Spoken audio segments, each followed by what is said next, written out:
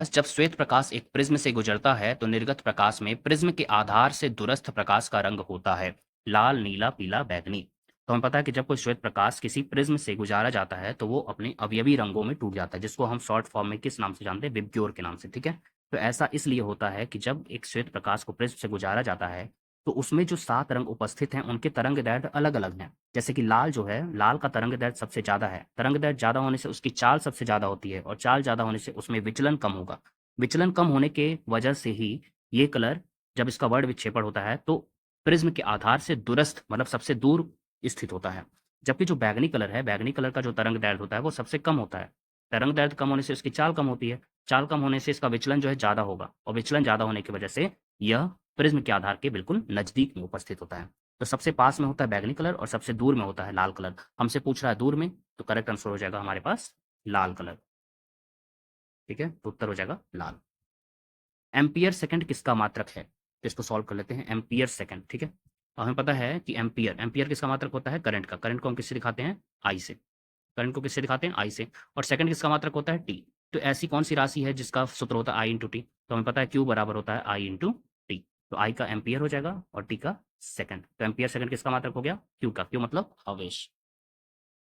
तो correct answer हो जाएगा हमारा आवेश का मात्रक।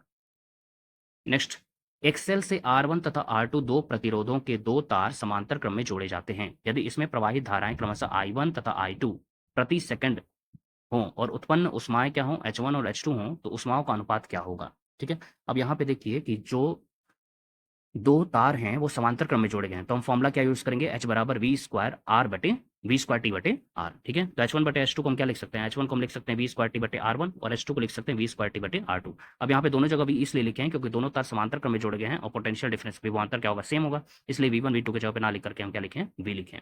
तो H1 बटे H2 का मान क्या आ जाएगा? R2 बटे R1, क्योंकि V कैंसिल आउट हो जाएगा और T का मान हमको 1 सेकंड दिया है। तो करेक्ट आंसर हो जाएगा R2 बटे R1। तो देख लेते हैं कौन सा ऑप्शन है हमारे पास। H1 बटे H2 बराबर R2 बटे R1, ऑप्शन नंबर ए। चुंबकीय क्षेत्र की तीव्रता का मात्रक है। तो चुंबकीय क्षेत्र की तीव्रता का मात्रक, इसको सॉल्व कर लेते हैं। तो हमें फॉर्मूला एक पता है कि F इक्वल्स टू क्या होता है?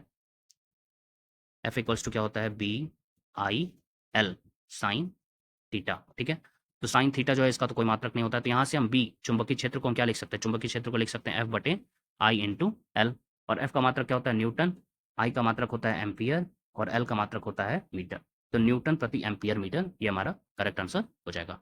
अब देख लेते हैं कौन सा ऑप्शन है न्यूटन प्रति ampere metre, option number B.